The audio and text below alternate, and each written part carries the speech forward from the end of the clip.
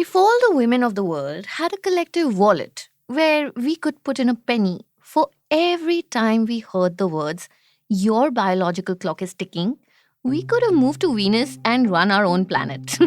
But as unfair as it may be, it is true. There is an ideal time period in a woman's life when she can have a baby or when she's most fertile. Unlike men who are biologically not limited by such constraints, women are born with a limited number of eggs. And turns out, this number of eggs sees a drastic decline after the age of 37.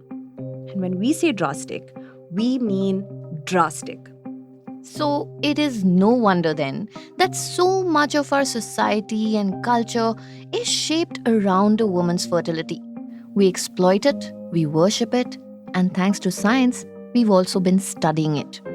And then, sometime in the 1980s, scientists figured out a way to preserve human eggs by freezing them. It's called oocyte cryopreservation. Quite a mouthful. But as you can imagine, this was huge. Because think about it. It's almost like arresting entropy, right? Like controlling time. It took more than 30 years for this technology to become widely available. In the meantime, more and more women got educated, joined the workforce, and became financially independent. So, what is the next thing that you would expect to happen? That these women would come and take control of their own fertility, right? Take Rachna Ramchand, for instance. She is a 34-year-old professional currently working in the UK. 4 years ago, she decided to freeze her eggs when she was just 30 years old. But did Rachna just wake up one fine day and suddenly decide to take control of her fertility? For me, it was very much an insurance policy. That is, I know that for the next 5 years at least, I don't want kids. But what if, 10 years later, what if when I'm in my late 30s, early 40s, or whenever that decision changes in my mind? So, why are more and more women freezing their eggs? Well, because these are ambitious, career driven women, and now that they have the option to delay motherhood, they can dedicate their best years to climbing that corporate ladder or whatever work ladder, right? Or at least this is what we all like to think of such women anyway. But we were not convinced.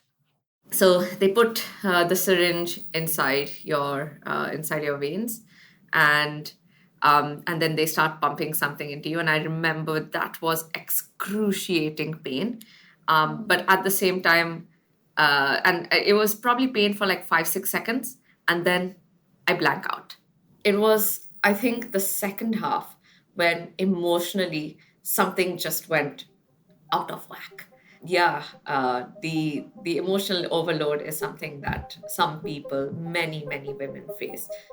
You see, egg freezing is an intense process. It's invasive, it's painful, and it takes a toll on a woman not just physically, but mentally as well. Plus, it's very expensive. Which is why we wanted to find out for sure. So we ran a survey. Nearly 100 women responded to us, and the results were not quite what we expected. So we went to Dr. Masha Inhon. She is an anthropology professor at the University of Yale, and she's best known for her seminal work in the field of fertility. In her latest book, Motherhood on Ice, she went in with the same hypothesis about why more and more women around the world were choosing to freeze their eggs. Turns out, we were quite wrong. Most women are not freezing their eggs because their career is the most important thing to them. They are doing it because they cannot find suitable men. They're unable to find educated, eligible, equal partners who want to commit to building a family with them. Marsha calls this the mating gap. So it's a new reproductive order out there. There's a new world order of reproduction that's going on around the world. And I think egg freezing is also, in some senses, paving the way to that decision among women. Forget the mate, forget the partner. I didn't find the right person, but I'm going to do this motherhood project on my own. Hello and welcome to another special episode of Daybreak. I'm Snigdha. And I'm Rahil, and every Friday we come together to talk about something in business and tech that interests the both of us. And it won't just be us. Depending on what we're talking about, we will have some really interesting people joining us on the show. This episode is all about egg freezing, specifically why women choose to freeze their eggs.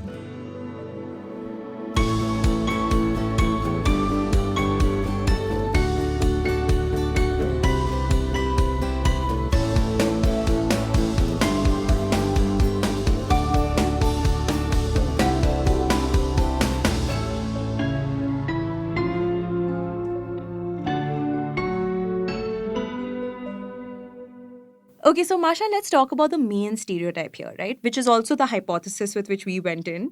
And that is that here in India, women who freeze their eggs are typically seen as career oriented women.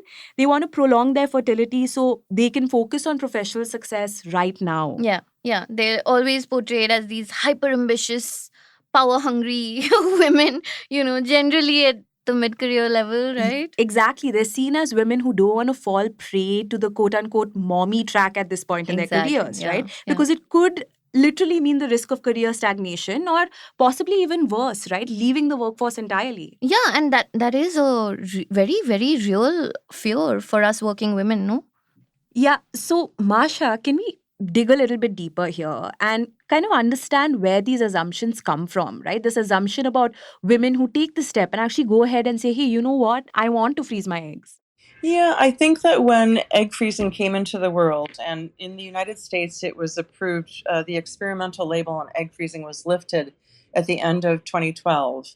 And so there was a lot of media attention and actually, scholarly attention to what kind of women are going to be turning to egg freezing.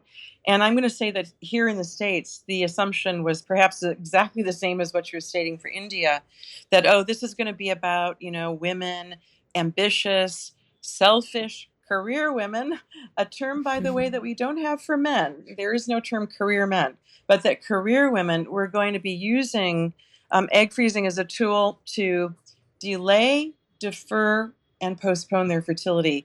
Those were the three verbs used over and over, that this was going to be about women intentionally delaying childbearing, for the pursuit of education and careers. And so it was all about career planning. This is going to help women, plan their careers. And honestly, when I wrote my study proposal, I got a grant from the U.S. National Science Foundation to do this study. And sort of the first hypothesis in my proposal was that indeed women are probably going to be using, egg freezing or turning to egg freezing for educational and career planning purposes. But I did keep open this sort of alternative that, well, maybe that's not what it's about. We need to look at other considerations. So it did not take very long for Marsha to realize that the career assumption was little more than just that. It was just an assumption. Over the span of a few years, Marsha spoke to 150 women from across the United States. And these were women from diverse racial, regional, and religious backgrounds. But what they did have in common was that they were all highly educated professionals and they had all decided to freeze their eggs. These are smart women that we're talking about who have gone to good colleges, they have multiple degrees, and they have seen professional success. They're all doing really well. So their decision to freeze their eggs didn't actually have a whole lot to do with prolonging their careers. Within about 10 interviews out of the 150 interviews I did, it became very clear to me that that hypothesis, that assumption, or that stereotype is wrong. The problem for them was not their careers, it wasn't education, it was partnership problems. Indeed, 82% of women froze their eggs because they were partnerless. They wanted to have three things. They wanted a partner, they wanted to be pregnant with that partner, and they wanted to become a parent with that partner. And the problem for them is that they couldn't find a stable, committed reproductive partner. And, honestly, it was just one story after another. There were women who were just single, single, single. They hadn't dated for a while. They had no partner in sight. They couldn't figure out why. There were women who had been in a partnership, sometimes a really long partnership, but eventually the relationship broke up, often because the partner was unready to commit and become a father. And then there were divorces, women who had been married, hadn't had children with their partner, and then they were divorced and they didn't know what to do. And so this was a very partnerless population of women who were very frustrated because they wanted partnership. They wanted to have children, with a partner, and they were having trouble. And even the 18% of women in my study who did freeze their eggs when they did have a partner, half of those partnerships, so 9% of the total, those women felt that the partnership was just unstable. It was either a new relationship, or the partner, it was already a rocky relationship, or the partner was, hesitating. So there was some instability. And even among the small percentage of women, 9% of the total, who felt that they were in a stable partnership with a man when they froze their eggs, the reason they were freezing their eggs is because the partner was unready to become a parent. So we could call this the men as partners problem. Masha calls this phenomenon the mating gap. She said that this group of women that she spoke to, which again we have to point out was a small elite minority, they were all dealing with this gap. They wanted what Masha called the three P's: partnership, pregnancy, and parenthood. But they were lacking the three E's: eligible, educated, and equal partners committed to building families with them. We can talk about the reasons, like why is this happening? But in I'm going to argue that there are these massive and growing educational disparities between men and women in this country that underlie the kind of gap, the mating gap of being unable to find a partner who sort of matches you in terms of your educational and sort of professional aspirations, if you will. Needless to say, but still an important disclaimer here is that we are talking about a very specific and small but growing demographic of women. While in the US, we know for a fact that there are more women than men at this point who have a university degree, in India, it is a little bit different. We still have the gender gap here, but women are actually catching up pretty fast. Education levels here have steadily increased in the last few decades at a faster rate among females than among males, which has greatly decreased the gap between genders. Okay, now is a good time to bring in what we learned from our egg freezing survey.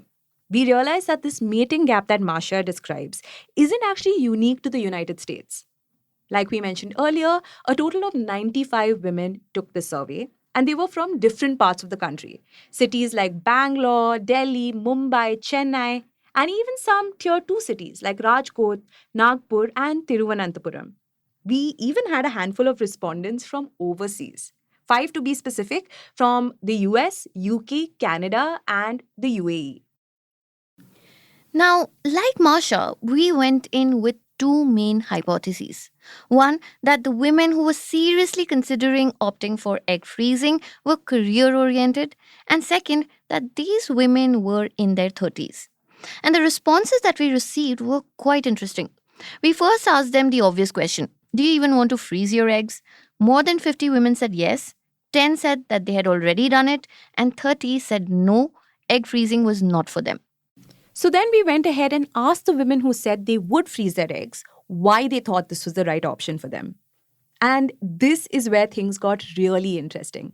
Because prioritizing their career was technically the third most popular reason, but by a very slim margin. You see, 17 women said they would freeze their eggs so they could prioritize their career right now and work towards professional success. It was definitely a recurring theme in many of their answers. Another 19 women said they would do it for biological reasons. Basically, I don't want kids right now, but maybe somewhere in the future I might. And of course, taking charge of your fertility is always a good thing, especially considering the current fertility rate here in India. But the remaining 19 said that the reason why they were thinking about freezing their eggs was because they had not found the right partner yet. Now, interestingly, these women who gave this as an answer were in their 30s and they still didn't have a partner. The words eligible, suitable came up many times in their responses. So, the obvious question here is, what happened to the eligible partners? The kind that, want to lead the traditional picket fence life, meet these women, have babies, have a family. So we asked Masha, Masha, of course, we know that there are a lot of differences between Indian society and Western society, and most of it is quite obvious. We don't need to get there. But there are also some very common things, right? For example, how the idea of a partner has kind of evolved from back in the day to, the father of my children, to now when we are looking for reproductive partners, which is also a term that you use in your book. So, can you tell us a little bit about what is the ideal partner that women are now looking for? Right. So first of all, most of my research and most of my career has been taking place in the Middle East. I've worked for, many years in a variety of Arab countries. And I actually, in the preface to my book, I talk a little bit about the fact that, in the Middle East, marriage is still quite common. More than 90% of people will marry at some point in their adult lives. And, men and women, they want to be parents. I mean, there's a lot of joy in having children and expectations basically to become parents. And so, in my work in the Middle East, I found both men and women very ardently desiring partnership and pregnancy and parenthood, the three P's. That was sort of assumed.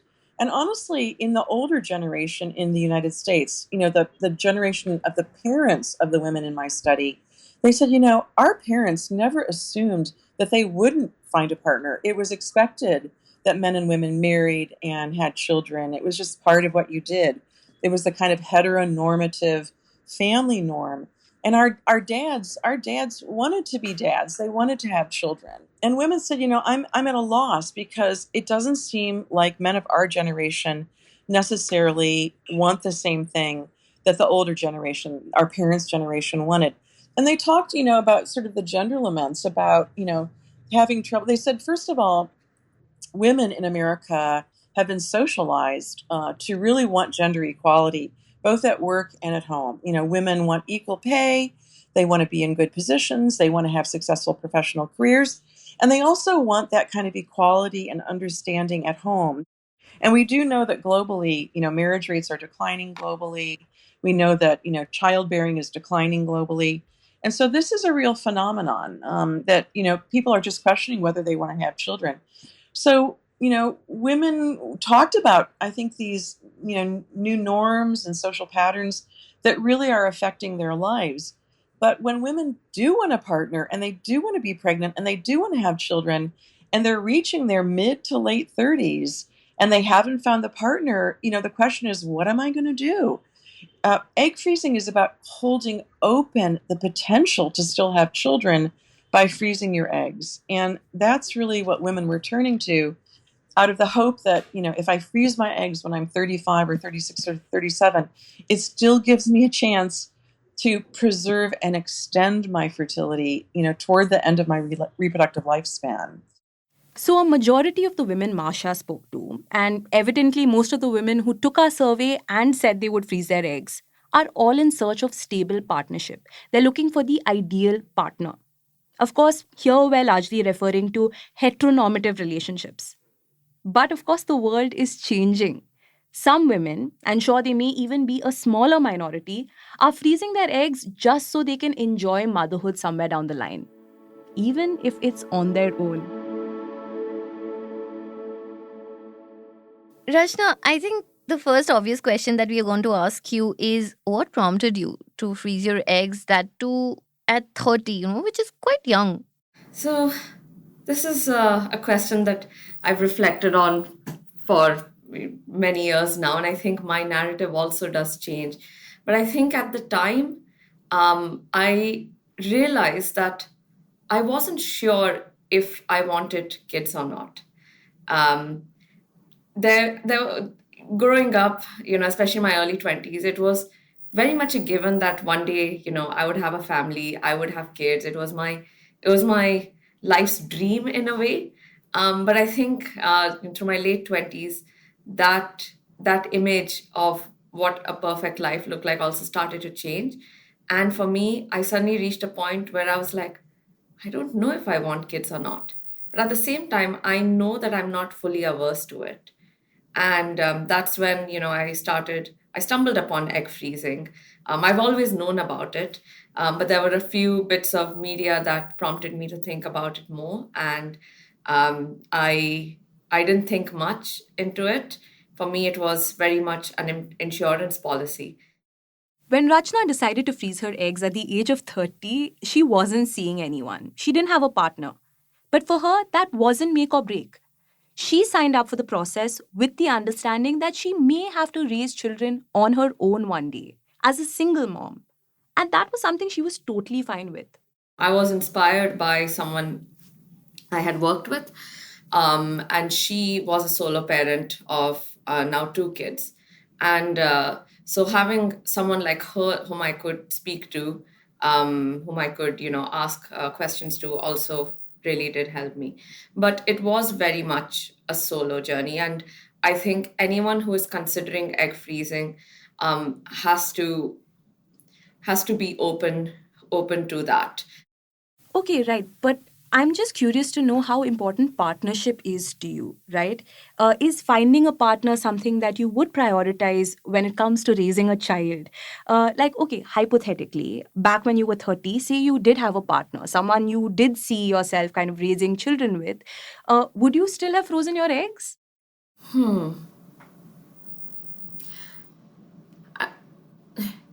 So I think my story and even my justification has also changed along the years. Um, and I think each person is different. Um, you know, we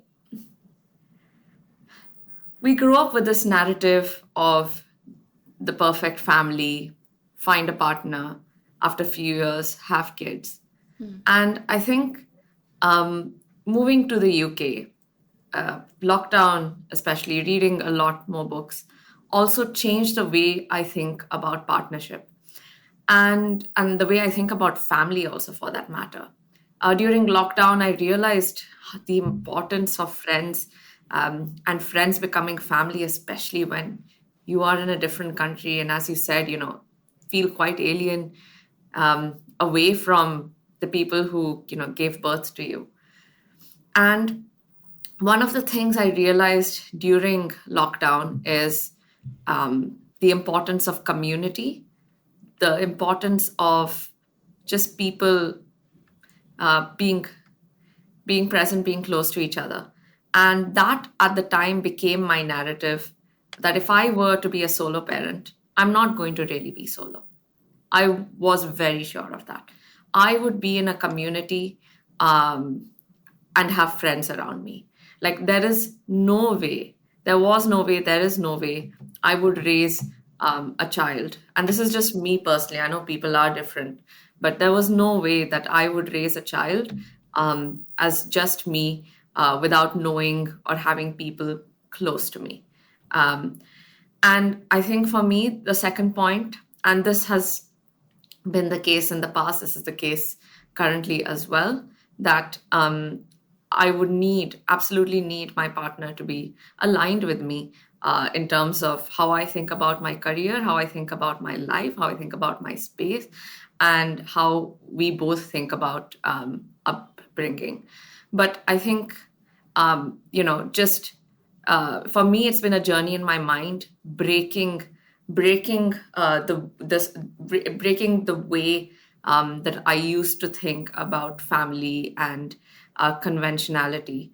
And for me, again, I'm privileged to be in a place where I see examples around me, including, as I mentioned, my colleague who is raising two kids by herself, that it indeed is possible. And you've got to figure out what is the journey, what is the kind of family, the kind of partnership. Now, for Rachna, a big reason behind freezing her eggs was to have that option to have a child if she ever wanted to, somewhere down the line. From our survey results, it was quite clear that biological reasons, prolonging their fertility so that they could have a choice when they decided to have a kid when they were ready, was very important. A total of 19 women told us that this was the reason why they would freeze their eggs. Independence is something that our survey respondents really valued. Again, just to remind you, when we conducted the survey, we went in thinking that the main reason women would choose to freeze their eggs was to buy time to be able to achieve professional success. So, one of the questions we asked them was to rank in order of importance: professional success, independence, work life balance, and family. Now, we recognize that this was a tricky question because some of the options, like independence, were pretty vague. But we wanted to understand what women valued most. And surprisingly, independence was ranked number one by a majority of the women who took our survey. Family was at number two on the list for most women, and professional success was at number three. Now, in this context, it would be fair to say that for these women, egg freezing is independence. It allows them to take charge of their fertility, their body, and it would let them intentionally decide when and if they want to have children. But when it comes to the decision to eventually thaw their frozen eggs, a majority of these women that took our survey said finding the right partner would play a big role in determining when it happens. A total of 40 women said finding a suitable partner was number one on their list of priorities when they decide to eventually thaw their eggs. Financial security and accomplishing their goals were also up there, while reaching an ideal age was bottom of the list of priorities for most of these women. So, while there are exceptions like Rajna who go in prepared for the potential solo motherhood, partnership still matters to most women. So, what happens to the mating gap?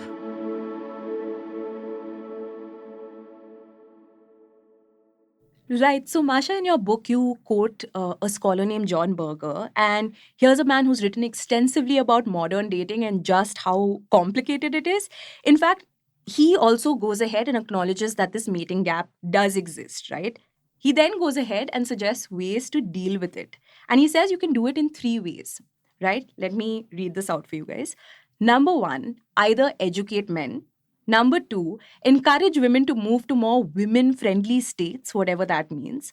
Or number three, encourage women to go ahead and date men who aren't as educated or accomplished as they are.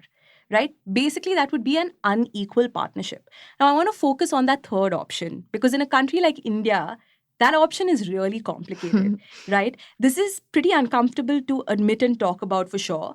But most people here try to find partners who are as educated and accomplished, if not. Yeah, so this is really getting into the heart of the matter here.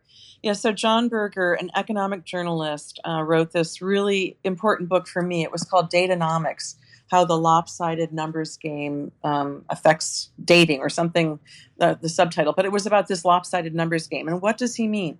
He basically just used U.S. Census data to look at educational achievement and the differences between men and women. And he showed stunningly that American women have been doing much better in terms of higher education, going to university and four-year colleges, getting university educated. They've been increasing for decades to the point where we have many more American women going to university now than we do American men. There's been increasing media attention and a couple of prominent scholars who are saying we need to care about the fact that men are not doing well. The minority American male is excelling at the highest levels of achievement, but the majority, the modal American male, is slipping out of education and labor markets. And John Berger called it the man deficit. He said there is a university educated man deficit in America and an oversupply of university educated women.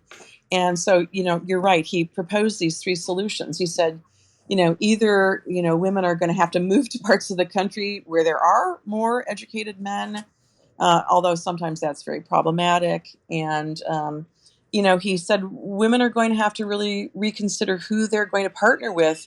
And he promoted this thing called mixed collar mating. Women with educations, with university educations, marrying men, working class men, men who were plumbers and electricians, men who are not as educated as they were. And actually, in my study, I did find women who had made that decision. I have some, really powerful stories of women who were happily found partners who were less educated than they were. And so, what are you going to do if there are huge gaps in educational levels between men and women? And we know that this is a global phenomenon. In every continent around the world, with the exception of sub-Saharan Africa, women are out matriculating and out graduating men from universities all over the world. And so going back to the point of, in a place like India, where it's really important to try to find somebody, as you said, either equal to you or maybe more accomplished than you are. That's what in anthropology we call hypergamy, or mating up, marrying up. If that's sort of the tradition, what are you going to do as a woman doing the opposite, which is called hypogamy, or mating down or marrying down? It doesn't make people comfortable. And, John Berger said, honestly, these kinds of differences, it's just not common. People from different social class backgrounds and profoundly different educational backgrounds, you don't see a lot of mating across those kinds of boundaries.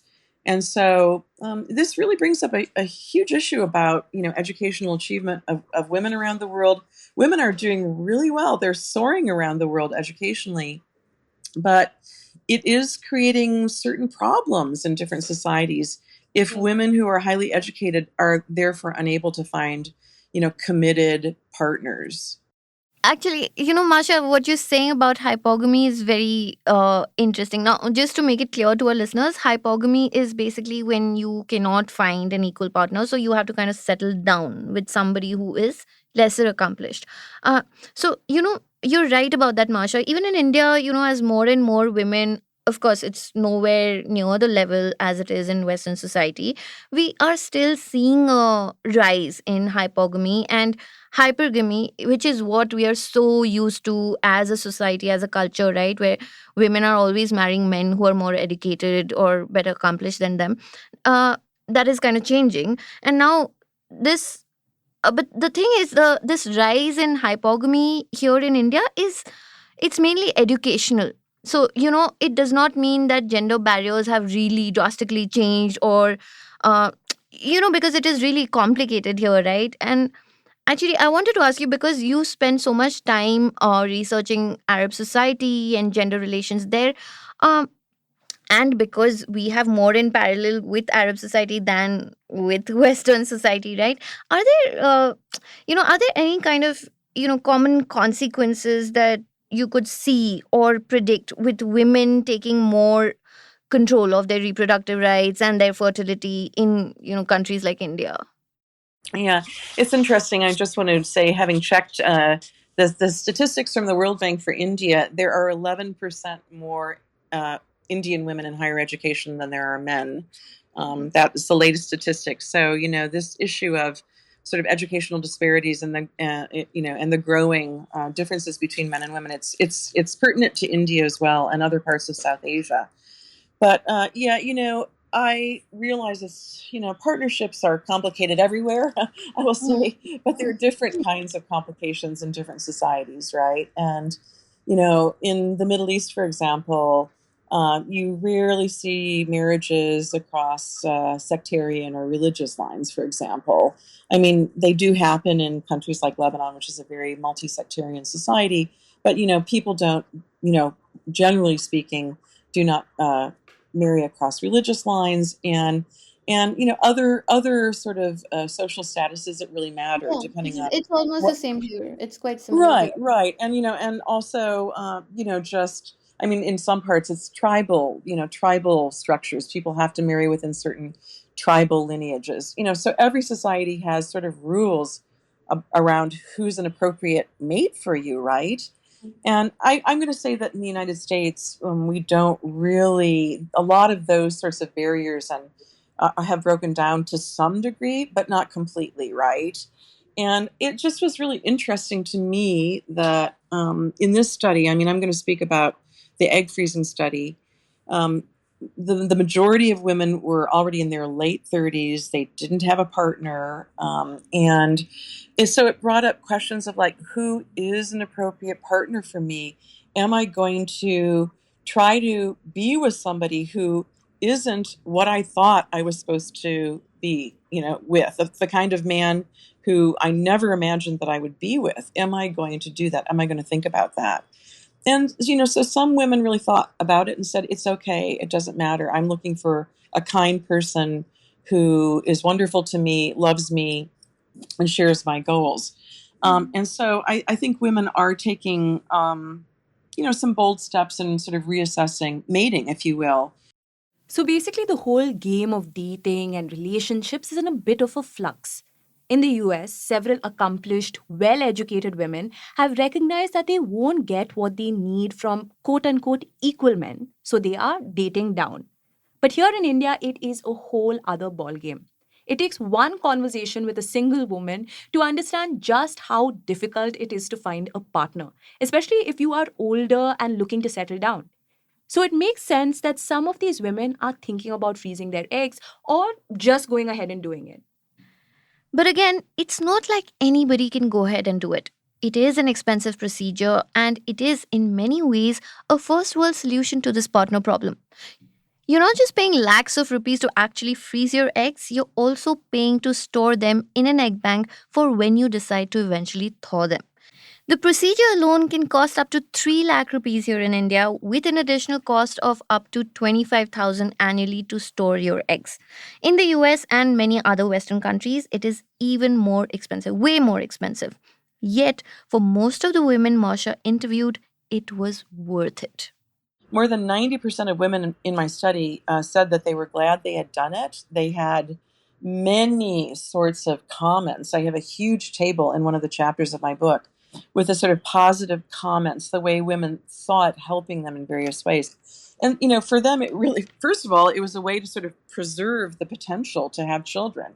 If you preserve the eggs when you're, say, 32 years old, and you go back if you're 42 years old to use those eggs, you are using your biologically much younger eggs, higher quality eggs. So, and they said, it was the one thing I could do, given the resources I had to do something for myself. It gave me profound psychological relief. I didn't feel this pressure of the, clock ticking away on my shoulders. I felt like I invested in myself. I felt like I bought myself a little bit of a safety net. Um, it took the pressure off of dating. I'm not looking at every man as the potential father of my children. It was just like a huge pressure relief on women. And a lot of women just thought, being very, interested in the fact that this is like a new scientific development. It's amazing that it can be done, that eggs can now be frozen. It gave them a sense of optimism. So there were many, over 200 sort of things that women said about why they appreciated egg freezing, and that it gave them a sense of taking some kind of control of their reproductive destinies. Right. Masha, can we come back to India again for a moment? The fertility market here is booming. We know that. I mean, there is an IVF clinic at every corner, every nook of every city, town. It's basically all over the place. And of course, it is IVF that is huge here because, again, we are a fairly conventional society that believes in marriage. And we know that egg freezing is one of the steps of the IVF process itself. And I kind of want to point out here that compared to the rest of the world, egg freezing is super cheap in India. Like you were telling us in the US, you said I think it comes up to around $30,000. In India, it's about $5,000 in total. So, my question is, what happens when a country like India, like ours, becomes the fertility capital of the world? Yes, I mean, India is going to be a place where people from Western countries and other, Asian countries will come to freeze their eggs because it's simply much less expensive. I mean, we know that happened certainly when surrogacy was allowed, when it was international commercial gestational surrogacy. India was the hub of that. And we know, I think India claims the highest number of IVF clinics in the world for any country. As you pointed out, I think there are more than 1,500 IVF clinics in India, which outstrips any other country, by many fold, actually. So, yeah, it is. India, I think, prides itself on being this sort of global fertility hub.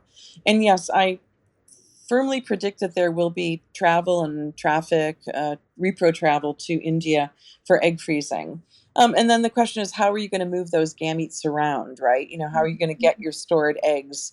You're going to have them couriered someplace else. So that's going to be a problem, getting the eggs out of India if you want to use them. Right, but Masha, since you brought it up, let's actually talk about thawing and actually using these eggs, right?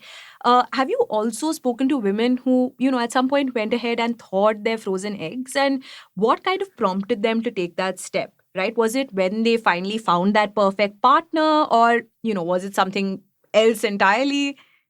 Interesting follow through, though, to say something about, do women go back to use their eggs? Well, so far, the studies that have been done globally really show that a lot of those frozen eggs are still in storage. Women haven't come back to use their frozen eggs. And, the technology is only about 12 years old. So we've only had about 12 years of experience with egg freezing around the world. But, why are women not coming back for the frozen eggs? It could be one of two things: that women find their partner, their magical unicorn partner. They find somebody and they end up, getting pregnant naturally, and they don't need to return for the frozen eggs. But what some research is suggesting is really the other thing, which is that women aren't coming back because they didn't find their partner. They were waiting for that mate who never appeared, and they don't want to use their frozen eggs because they never really intended to, have a child on their own. And one thing that egg freezing does present for women is the possibility of so-called single mother by choice, or being a solo mother and just, using the eggs, frozen eggs, having them inseminated with donor sperm and just going ahead and becoming a single mom. And that is a growing phenomenon in the United States and in parts of Europe, for example, where women are just doing solo motherhood, through IVF or through assisted reproduction. And there were some women in my study who decided to do that. It's like, I didn't find the partner. I still want to be pregnant and be a parent, so I'm going to do it on my own. So it's a new reproductive order out there. There's a new world order of reproduction that's going on around the world. And I think egg freezing is also, in some senses, paving the way to that decision among women: forget the mate, forget the partner. I didn't find the right person, but I'm going to do this motherhood project on my own. A new reproductive order is actually a really good way to put it. And Rachna is a great example of just that. She opened up about the whole egg freezing experience, the pain, the trepidation, the mood swings. But for her too, in the end, it was worth it. In fact, Rashna, I was actually going through your Instagram and you have some really helpful stories about the whole process that you went to. And I saw that you actually ended up doing 2 rounds of egg freezing, right? Like, why did you do it the second time? What prompted you? Um, it's multiple things.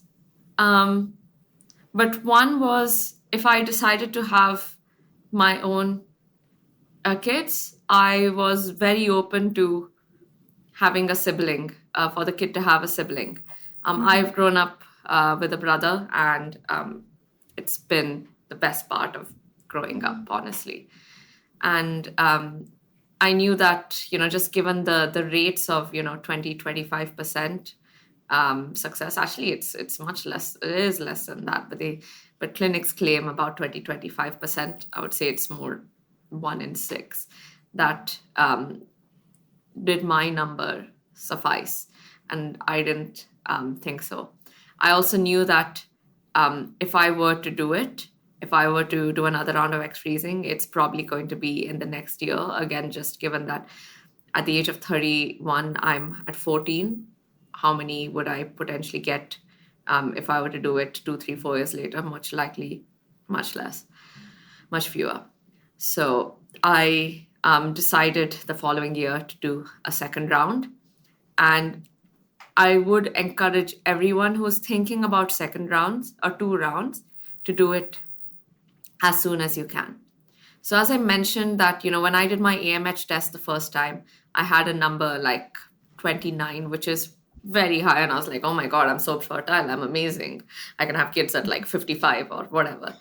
But the second year when I did my AMH test, so this is barely a year after, my fertility, my AMH number went down to something like 11 or 12. And again, this was a reality check. And this was like, how on earth did my fertility just drop in a year? And I was like, okay, I'm glad that I've taken the decision to do it now or never. Thank you for listening to this episode. We want to know what you thought about it.